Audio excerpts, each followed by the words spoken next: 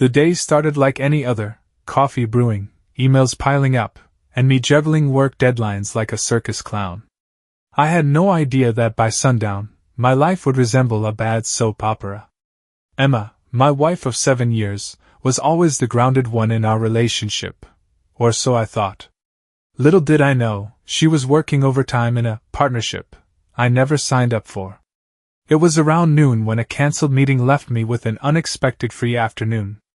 I decided to surprise Emma with lunch and grabbed her favorite dessert from the bakery. Call me a romantic fool. As I pulled into the driveway, I noticed a car parked outside, Liam's car, my best friend's. My first thought? Great, Liam's dropping by unannounced again to eat all my snacks. That's the kind of friend he was, a moocher with a knack for convenience. Unlocking the door, I immediately sensed something was off. The house was eerily quiet. Normally, Emma would have music playing or a podcast droning in the background. I called out her name, but all I got in return was silence. Setting the dessert on the counter, I started toward the stairs, and that is when I heard it. Low voices, laughter, the unmistakable sound of betrayal echoing through my own home. My heart was pounding as I pushed open the bedroom door. There they were, Emma and Liam, tangled in sheets that I had paid for. Emma's face froze in horror, but Liam? Oh, he had the audacity to smirk, as if he had just scored the winning touchdown at my expense. "What are you doing here?" Emma stammered, clutching the blanket like it was a shield. "What am I doing here?" I echoed, my voice eerily calm. "I live here. Remember?" Liam, leaning back like a smug villain in a low-budget action flick, chuckled and said, "Looks like you are early, bud." "Bud?" The word was like gasoline on the fire raging inside me. "You think this is funny?" I asked, stepping further into the room. Emma started to cry, muttering apologies, but Liam? Oh no, he leaned back even further, arms behind his head like he owned the place. "Well," he said with a sneer, "guess I just took your place, man." I stood there, staring at him, the nerve, the audacity of this clown lounging in my bed like a king.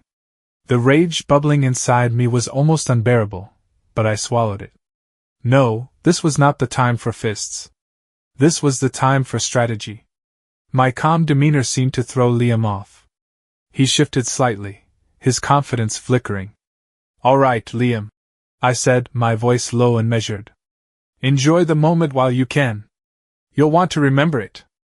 "What's that supposed to mean?" he asked, his smirk fading. Emma whimpered something incoherent, tears streaming down her face, but I ignored her. I was laser-focused on the man who had not only betrayed my trust but decided to gloat about it. "You'll find out soon enough," I said, turning on my heel and walking out of the room, slamming the door behind me. The sound echoed through the house, followed by muffled arguing from the bedroom. Good. Let them stew in their shared shame.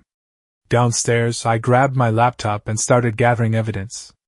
I was not going to just walk away from this.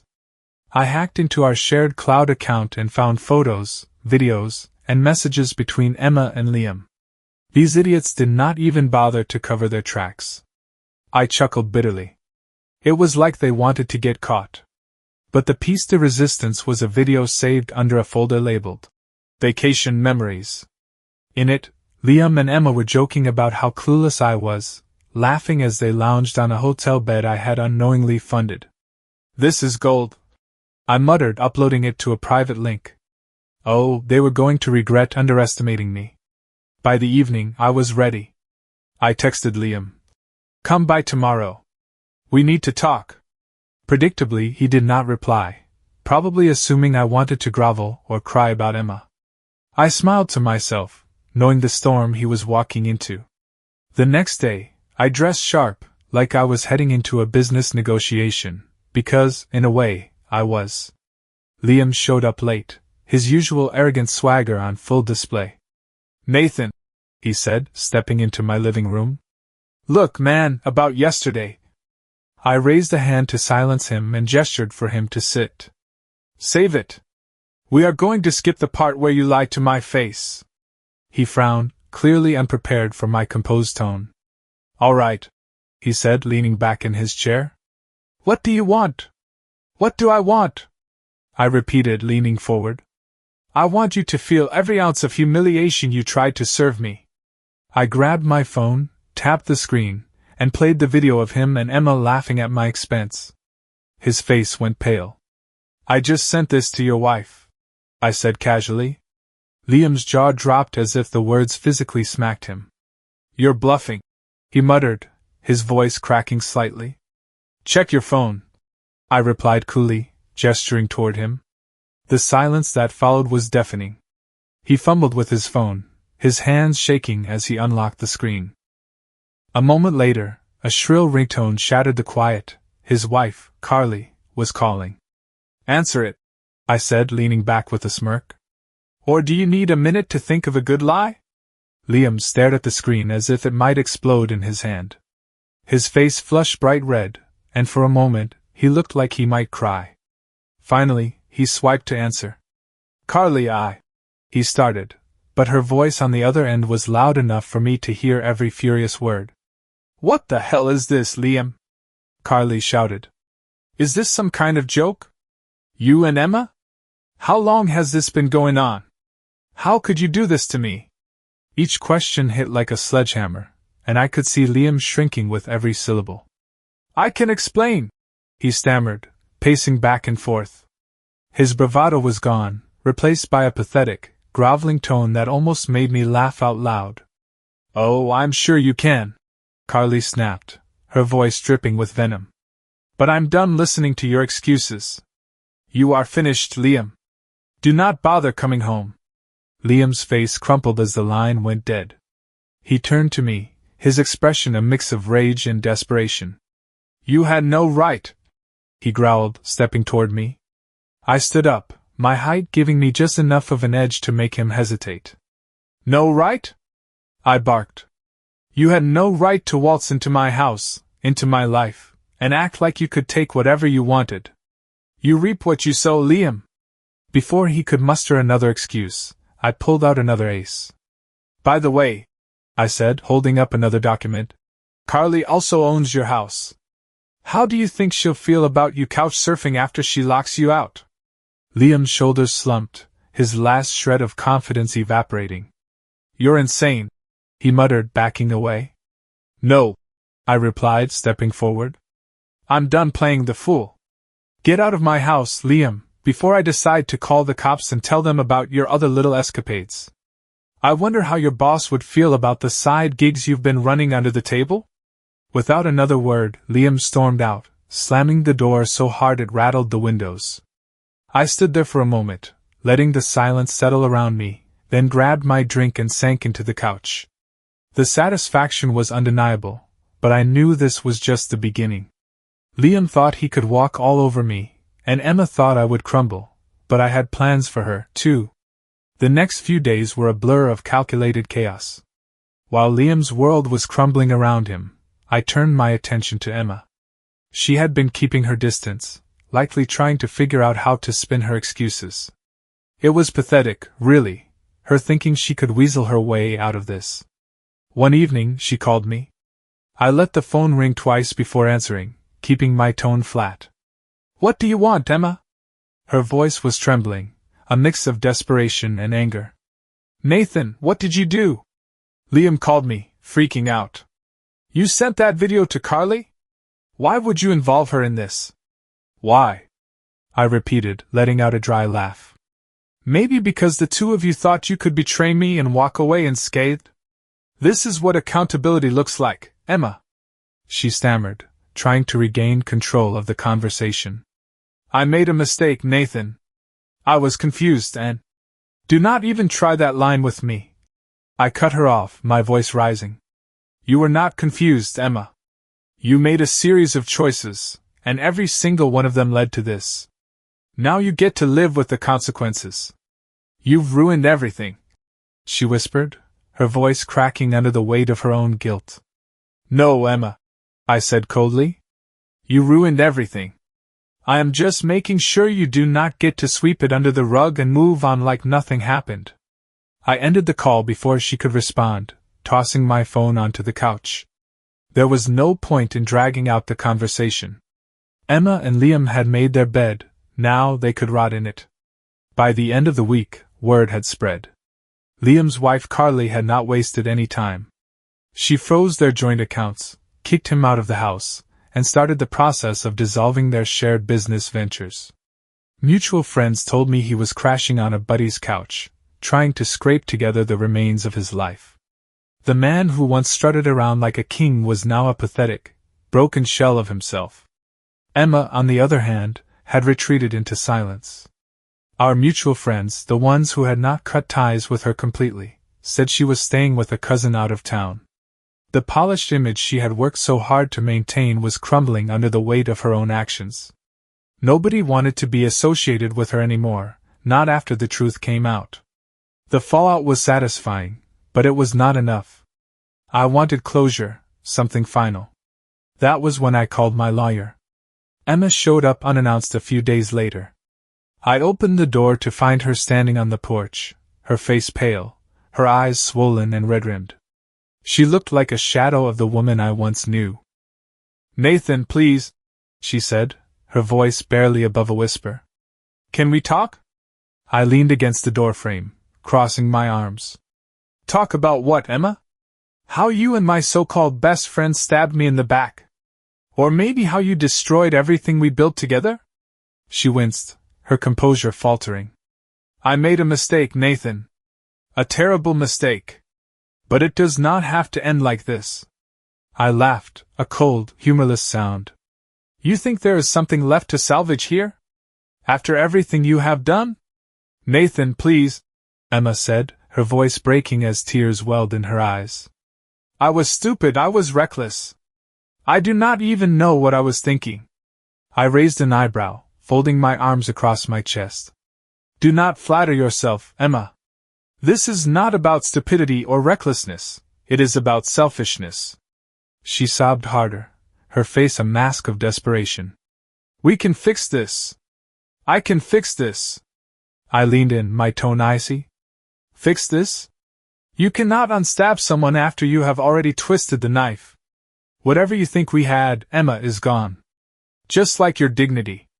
Her face contorted into a mix of anger and hurt, but before she could speak, I held up a hand. "You can save the waterworks. Pack your things. You are not staying here anymore." "Nathan, please," she whispered. "Emma," I interrupted, my voice sharp. "If you are still standing on this porch in 5 minutes, I will personally start throwing your stuff into the street." She looked at me, her mouth opening and closing like she was searching for the right words. But nothing came. With a shuddering breath, she turned and walked away. I watched as she disappeared down the driveway, her once confident stride reduced to a defeated shuffle. As the door clicked shut behind me, I felt a strange mixture of emotions. Relief, anger, and surprisingly, a bit of amusement. The mighty Emma, brought low by her own hubris. It was poetic, really. The house was finally quiet.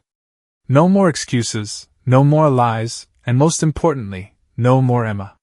The weight of her betrayal still sat heavily on my chest, but it was slowly giving way to a strange sense of freedom. I poured myself a drink, savoring the silence like it was a long-lost friend. The following week was a whirlwind. My lawyer, Claire, worked swiftly to finalize the divorce papers. I handed over every piece of evidence I had gathered, screenshots of Emma's chats with Liam, the hotel receipts, and that golden video clip. "This is going to make things very simple," Claire said, smirking as she shuffled through the documents. And it did. Emma did not contest a single point. How could she? The evidence was overwhelming. The settlement left her with almost nothing, just her car and the clothes she had taken when she moved out. Everything else was mine. By the time the papers were signed, she looked like a ghost of her former self, her polished facade completely shattered. Liam's life, however, was unraveling in even more spectacular fashion. Carly was a force of nature. She not only kicked him out of the house but also froze his accounts and began dismantling his share of their business. Mutual friends told me he was couchsurfing, trying to scrape together enough money to survive. His once smug demeanor had been replaced with desperation, and I could not help but feel a twinge of satisfaction every time I heard about his latest misfortune. One evening, I received a text from Carly. "Thank you for showing me the truth." Liam thought he was untouchable, but he was wrong. Her message left me smiling. Liam had underestimated both of us, and now he was paying the price. But my revenge was not complete yet. While Liam and Emma's lives were falling apart, I made sure the whole neighborhood knew why. I did not need to gossip. I just uploaded the video of them laughing at me to a private group of friends, who I knew would spread it like wildfire. Within days, it had reached everyone we knew. Their reputations were in ruins, and I had front row seats to the fallout. A few weeks after the divorce was finalized, I got an unexpected knock on the door. It was Liam. He looked like a wreck, unshaven, disheveled, and wearing a jacket that seemed 2 sizes too big for him. The arrogant smirk that once annoyed me to no end was gone, replaced by something I never thought I would see on his face: fear. "What do you want, Liam?" I asked, crossing my arms as I leaned against the doorframe. "I need to talk to you," he said, his voice hoarse. "It's about Carly." I could not help but laugh. "Carly? The woman you betrayed for a cheap fling with my wife? What could you possibly have to say about her?" Liam looked down at his shoes, his hands shoved deep into his pockets. "She froze everything, man. The accounts, the business, I've got nothing left. She won't even take my calls. And you think that is my problem?" I said, arching an eyebrow. "You brought this on yourself, Liam. Maybe try begging someone else." "I know I messed up," he said, his voice cracking. "I was stupid. I thought I could get away with it. I almost felt bad for him. Almost. But then I remembered that smug grin he gave me that day in my bedroom, and any pity I might have felt disappeared. Liam," I said, my tone ice cold, "I do not care what happens to you. You are just reaping what you sowed. Now get off my porch before I call Carly and let her know you are sniffing around." He left, muttering something under his breath, but I did not care enough to ask what. Watching him walk away, I felt a deep sense of vindication. He thought he could steal my wife, ruin my life, and walk away unscathed. Instead, he had lost everything. His wife, his home, his reputation, it was all gone. Emma, on the other hand, had gone completely silent. The mutual friends who still tolerated her said she was living with a cousin and working a dead-end job at a call center. The glamorous, polished life she once flaunted had crumbled, and she was just another cautionary tale of greed and betrayal. I had no plans to contact her. She had made her bed, and now she could lie in it, alone. With both of them out of my life, I finally felt free to rebuild. The house, which had once felt suffocating, was now my sanctuary. I redecorated, replacing every trace of Emma's influence with things that reflected who I was. The walls were painted in warm, vibrant colors. The furniture was comfortable and inviting. Even the photos on the walls were new, capturing moments of joy with friends and family who had stood by me through it all. One evening, as I sat on the porch with a glass of whiskey in hand, I reflected on everything that had happened. Liam and Emma thought they could break me, but they had only made me stronger. Their betrayal had been a wake-up call, a painful, humiliating wake-up call, but one that forced me to confront my own resilience. I was not the man they thought I was. I was better. The weeks turned into months, and slowly, life began to stabilize. My name stopped being whispered in hushed tones at social gatherings, and the gossip about Liam and Emma faded as new scandals took center stage. People moved on. But I did not forget. Their betrayal was a scar, a reminder of the price of misplaced trust. One evening, Carly called me. At first, I was surprised. We had exchanged a few texts, but a phone call felt unexpected. "Nathan," she began, her tone businesslike but tinged with something warmer. "I thought you'd want to know. Liam moved out of state. He's couch surfing with some college buddy. Good riddance, right?" I chuckled. Good riddance, indeed. Hopefully, his next couch has better standards than my house. Carly laughed. a genuine sound that reminded me of why she had been a perfect counterbalance to Liam's arrogance. "Thank you, by the way," she said, her voice softening, "for exposing everything. I should have seen the signs, but well, I guess I needed the proof." "You're welcome," I replied. "If nothing else, at least we both came out of this stronger." "Here's to that," she said before hanging up. As Liam and Emma became distant memories, I threw myself into rebuilding my life. I focused on my career, taking on new projects that challenged and inspired me. I reconnected with old hobbies, woodworking, hiking, even photography. The things I had neglected during my marriage became my lifeline, grounding me as I forged a new path. Friends and family, who had rallied around me during the chaos, became an even bigger part of my life. I hosted dinners, went to events, and even started mentoring at a local youth center. It was not about keeping busy, it was about rediscovering the parts of myself that I had lost while trying to hold on to a broken marriage. One day, as I was clearing out the attic, I stumbled across an old photo album Emma and I had put together during the early years of our relationship. I hesitated before opening it, unsure if I was ready to face those memories. But when I flipped through the pages, I felt nothing. The smiles and laughter captured in those photos felt like they belonged to someone else, a stranger whose life had long since ended. I closed the album and set it aside, not with sadness, but with acceptance. It was a chapter one had finished, a story I no longer needed to revisit. Life, as it turned out, was pretty good. My house had become a home again, filled with warmth and laughter instead of tension and deceit. One night, as I sat on the porch with a drink in hand and my dog curled up at my feet, I looked out at the stars and felt a sense of peace I had not known in years. The betrayal, as painful as it had been, had transformed me. It forced me to confront my insecurities, my resilience, and ultimately my worth. Emma and Liam were nothing more than ghosts now, lingering in the past but powerless to affect my future. For the first time in a long time, I felt free. Months later, I received a message from one of our mutual friends. Apparently, Emma had tried reaching out to a few people, hoping to rekindle old friendships. Unsurprisingly, most of them wanted nothing to do with her. Her betrayal had left a bad taste in everyone's mouth, and her once perfect reputation was in tatters. One detail in particular caught my attention. Emma was working at a diner in a neighboring town. Something about the image of her in an apron, serving coffee and pie, almost made me laugh.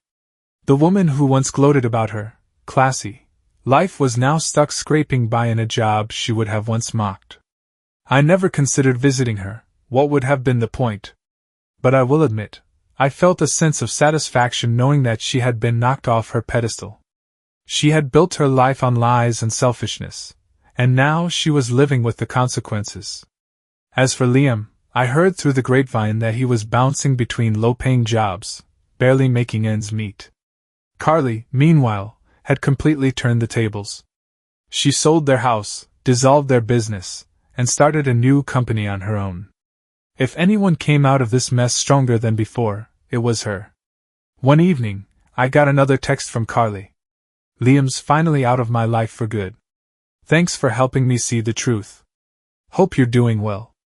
I replied simply, "Glad to hear it. Take care, Carly." There was no need for long conversations.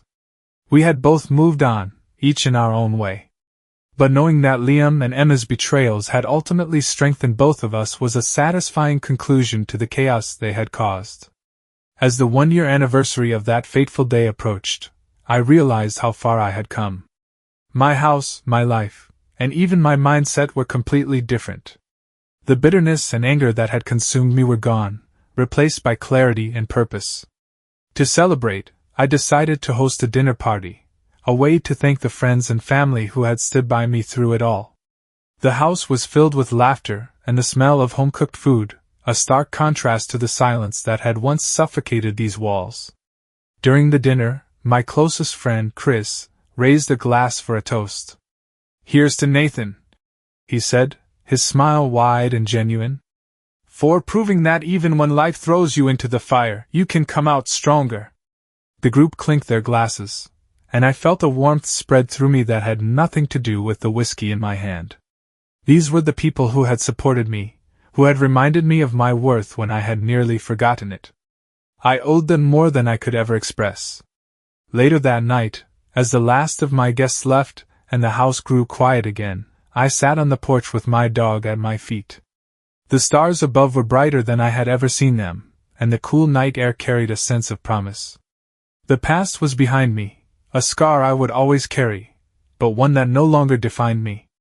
Liam and Emma's betrayals had tested me in ways I never imagined, but I had come out stronger, wiser, and more determined than ever to live life on my own terms.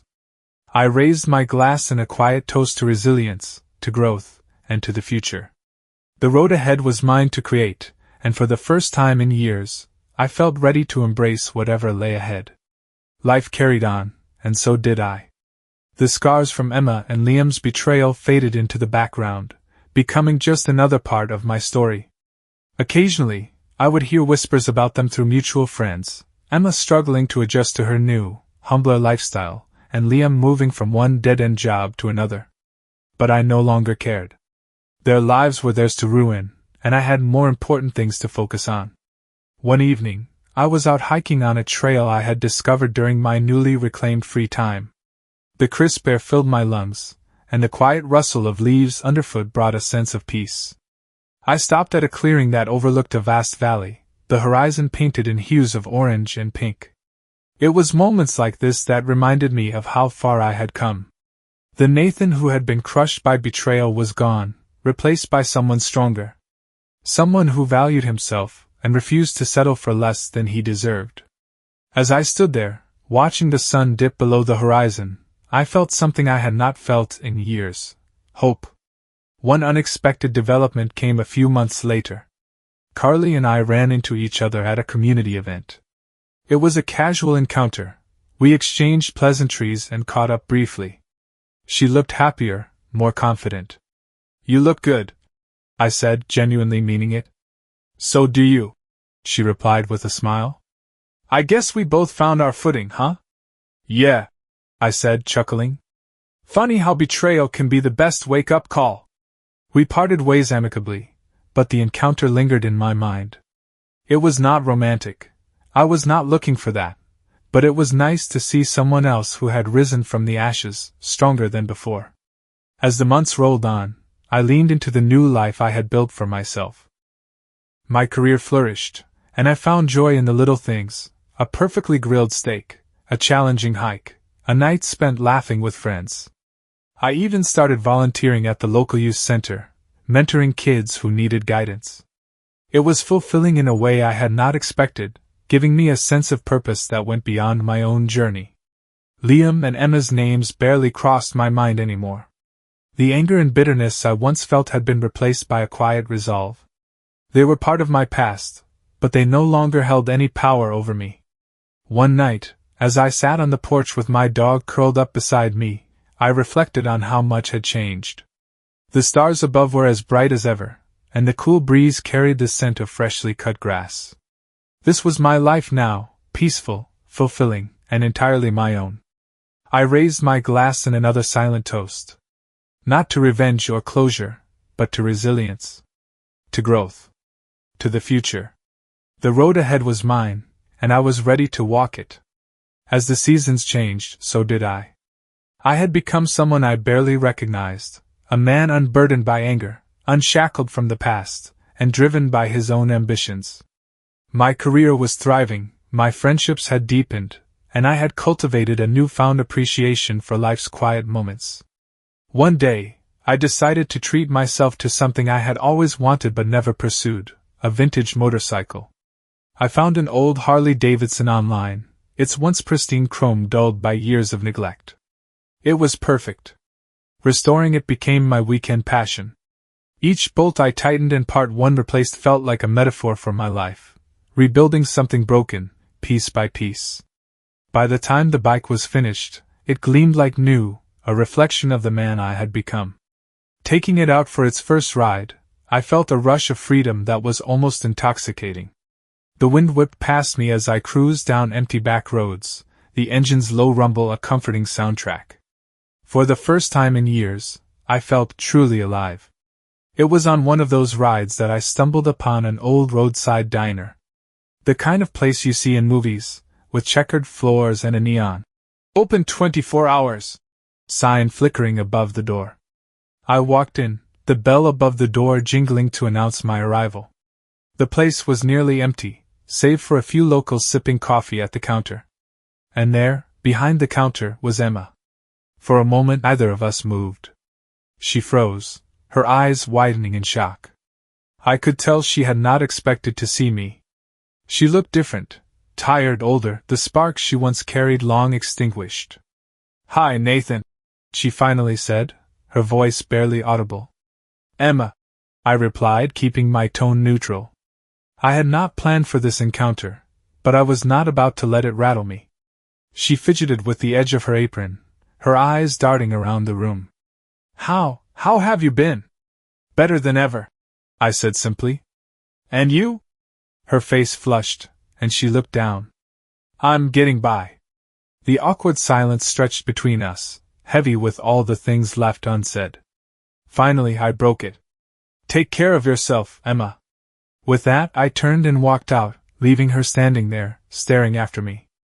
As I climbed onto my motorcycle and rode away, I felt a strange mix of emotions: relief, closure, and, surprisingly, pity. Emma was no longer the woman who had betrayed me. She was just someone trying to pick up the pieces of her own broken life. And that was her burden to bear, not mine. That encounter marked the final chapter of a story I had already closed. I did not need revenge or retribution anymore. I had moved on. Liam and Emma were relics of a life I had left behind, while I was busy building something new, something better. Months later, I found myself on a new adventure, traveling cross-country on my motorcycle, exploring places I had only ever dreamed of visiting. Each mile brought a new sense of freedom, a reminder that the past was exactly that, the past. As the years went by, the scars of betrayal turned into stories I barely remembered. Life had a way of moving forward, taking you with it whether you were ready or not. And I had embraced it all. The man I became was unrecognizable from the one who had walked into that bedroom all those years ago. Stronger, wiser, and finally free. Carly and I kept in touch sporadically. She remarried a few years later, to someone who treated her with the respect Liam never could. She sent me an invitation, but I politely declined. It was her new chapter, and I was happy to cheer her on from afar. Emma faded into obscurity. Every now and then, her name would pop up in a conversation, usually followed by a shrug or an awkward silence. She never rebuilt the life she once flaunted so proudly. As for Liam? The last I heard, he was still bouncing between towns, blaming everyone but himself for the mess he had made. But I did not need updates on their lives.